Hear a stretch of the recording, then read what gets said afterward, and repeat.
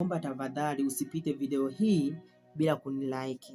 Usipite tafadhali, nakuomba kwa unyenyekevu, usipite video hii bila kunisapoti. Kuna vitu mingi nitakuja nikikwambia, kuna vitu mingi nitakuja nikikufunza, ndo tuone hii dunia inaelekea wapi, tuone tuko wakati upi, tuone mahali penye tunaelekea inakaaje, tuone pia vile tutaokoa maisha yetu, kwa sababu watu wengi tumeangamia kwa njia mingi sana na hatujui kama tumeangamia.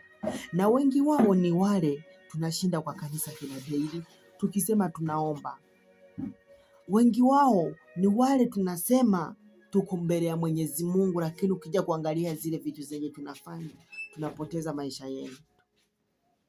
Maisha yetu tumeyapoteza kwa njia mengi sana kama hatujui. Na kuomba ndugu yangu, usipite video hii bila kunilike. Kama ni YouTube, usipite video hii bila kunisubscribe, ndio ukuu unaona vitu mingi sana kutoka kwangu. Juu kuna maneno mengi sana nitakuja kukuletea. Vitu mingi sana hujui nitakuja kukuletea. Mambo mengi sana nitakwambia, utakuja kuona. Ukuje ukajifunze kulingana na dunia ya kale na dunia ya sahi. Kuna tofauti gani? Yani ukaanze sasa kujifunza tofauti gani iko katika dunia ya kale na dunia ya kisasa, kwa sababu dunia ya kisasa imeangamia na iko na uovu mingi sana. Tunafaa tutafute Mwenyezi Mungu. Tumeangamia watu wengi, vijana, wa mama, baba yangu, mama yangu, sister wangu, vijana wenzangu, tumeangamia kwa njia mingi sana.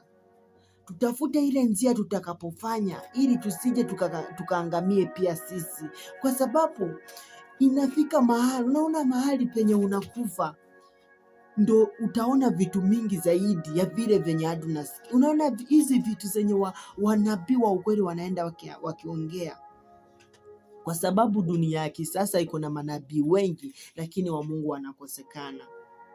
Kupata mnabii wa Mungu nitakuja kukuonyesha hapa, ili ukuje ukajue huyu mnabii anahubiri hivi ni mnabii wa Mungu. Nitakuja kukwambia vile mtu mwenye sio wa Mungu anakaa, ama ukimsikiza, ama ukiona vile venye anatenda, ama vile venye anafanya, kuongea matamshi yake, ujue huyo mtu sio wa Mungu. Kuna vitu mingi nitakuja kukufunza ili ukuje kuone tunaelekea wapi, ama hii dunia ya kisasa iko aje, iko tofauti gani na dunia ya kitambo. Hebu acha nikuibie siri moja, uanze kujifundisha, ama ufikirie hii siri moja ambao nataka kukwambia. Siri moja nataka kukwambia sasa hivi ni siri ambao yenye watu wengi hawajui. Mbona kitambo kulikuwa kunatokea manabii na siku hizi hawatokei? Biblia ndio hii iliandikwa yote kamalizikwa. Kuko na Agano la Kale na Agano Jipya. Ile Agano Jipya inaongelea na vitu zinakuanga the same na Agano la Kale, lakini watu wengi hatujui.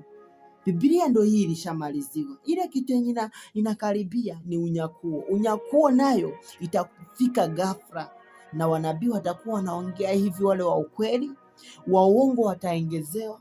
Lakini ile kitu ambapo tunasikia, wakati ambapo utakapoona Mkristo amenyakuliwa hivi duniani, ujue mpinga Kristo atakuwa amepata time ya kuingia hapa duniani. Sasa kama unataka kujua mengi, subscribe hapa. Nitaendelea nikiwaonyesha mambo mingi sana, na tukijifunza mambo mingi sana, na yale yenye najua wengine hawajui nitakuja kuwafunza. Asanteni sana, Mungu awabariki sana.